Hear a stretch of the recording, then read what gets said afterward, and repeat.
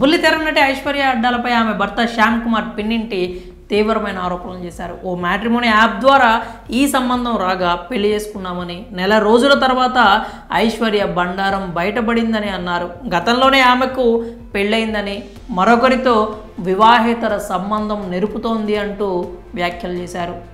అలాగే ఈ విషయంపై పోలీసులకు ఫిర్యాదు కూడా చేశారు. అంతేకాకుండా 25 లక్షలు తీసుకుందని ఐశ్వర్య వివాహేతర సంబంధం పెట్టుకున్న రియల్టర్ కరణం రమేష్ బాబు తనను బెదిరించాడని కొన్ని ఆడియో క్లిప్స్ను కూడా రిలీజ్ చేశారు. దీంతో ఒక్కసారిగా ఈ వార్త దావానంలా వ్యాపించింది. భర్త చేసిన ఆరోపణలపై తీవ్రంగా స్పందించింది ఐశ్వర్య.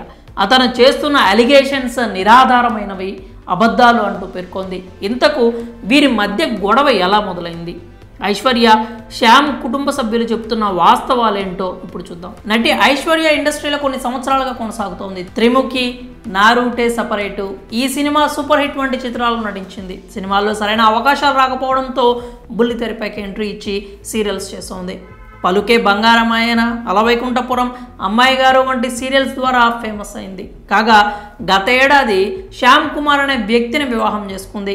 ఇప్పుడు ఆమె తనను మోసం చేసింది అంటూ మీడియాకి ఎక్కారు శ్యామ్. కాపు మ్యాట్రిమోనీలో సంబంధం రాగా గతేడాది సెప్టెంబర్ 6న విశాఖపట్నంలో పెళ్లి జరిగిందని, పెళ్ళైన 15 రోజులకే హైదరాబాద్ వెళ్ళగా ఆమె మరొకరితో సన్నిహితంగా మెలగడం చూశానంటూ శ్యామ్ అన్నారు. ఆమెకు గతంలో పెళ్ళయిందని, తనను మోసం చేసి పెళ్లి చేసుకుందంటూ వాపోయారు. ఐశ్వర్యకు మందు, స్మోకింగ్ చేసేటువంటి అలవాట్లు కూడా ఉన్నాయి అంటూ ఆరోపించారు.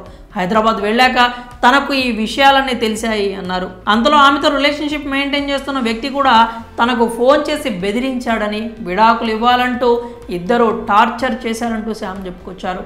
మేము పెళ్లికి పెట్టిన నగలు, 25 లక్షల క్యాష్ తన భార్య కాజేసింది అంటూ పోలీసులకు ఫిర్యాదు చేయడంతో పాటు సంచలన ఆరోపణలు కూడా చేశారు. కాగా ఈ ఆరోపణలపై నటి ఐశ్వర్య కూడా స్పందించింది. అతడు పెళ్లి కాక ముందు నుంచే వేధించేవాడని పేర్కొంది. మాకు మాయమాటలు చెప్పి మభ్యపెట్టి తనను వివాహం చేసుకున్నాడంటూ తెలిపింది సీరియల్ నటి. సెలూన్ నడుపుతున్నాడని చెప్పి స్పా సెంటర్ ఏర్పాటు చేశాడని వెల్లడించింది. సెలూన్పై 1,00,000, ఉద్యోగం ద్వారా 50,000 జీతం వస్తుందని చెప్పడంతో పెళ్లి చేసుకున్నారని ఐశ్వర్య తెలిపింది. ఎంగేజ్మెంట్ ముందు 2 నెలల కాలంలో అతడు వేధించాడని, షూటింగ్లో ఉండగానే వీడియో కాల్ చేసి హింసించేవాడంటూ పేర్కొంది.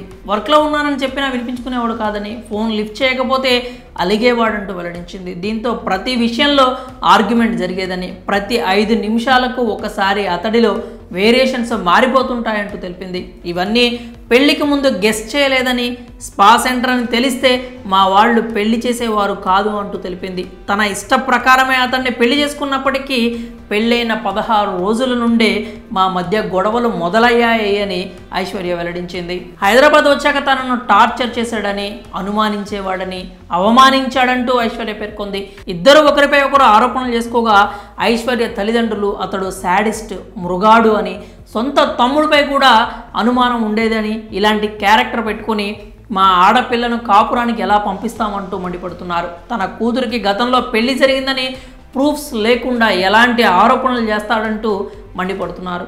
మరోవైపు శ్యామ్ తల్లిదండ్రులు కూడా ఈ విషయంపై స్పందించారు. రూపాయి కట్నం తీసుకోలేదని, పిల్ల అందంగా ఉందని, లేని పిల్ల అయినా నటి అని తెలిసినా కూడా చేసుకున్నామని అన్నారు. 2 తులాల తాడు, 15 తులాల పట్టీలు ఇచ్చామని అన్నారు. పెళ్ళైన వెంటనే వెళ్ళిపోవాలని ఐశ్వర్య తల్లి చెప్పిందని, అయితే అప్పుడే వెళ్ళిపోవడం ఏంటని అడిగితే మీకేం తెలియదు అంటూ తనను గయ్యాళిలా క్రియేట్ చేసిందని అన్నారు. పిల్లను మా ఇంటికి తీసుకురావాలని ఆమె ఇంటికి వెళ్తే ఐశ్వర్య తల్లి మమ్మల్ని కాలితో తన్నిందంటూ శ్యామ్ తల్లి ఏడ్ చేశారు. ఈ మొత్తం వ్యవహారంలో ఎవరి వాదనలు వారివి. ఈ ఘటనలో పెందుర్తిలో, హైదరాబాదులో కేసులు నమోదయ్యాయి. ప్రస్తుతం విచారణ కొనసాగుతోంది. మరి ఐశ్వర్య, శ్యామ్ల గొడవలో తప్పు ఎవరిదని మీరు భావిస్తున్నారు? మీ అభిప్రాయం ఏంటో కామెంట్ చేయండి.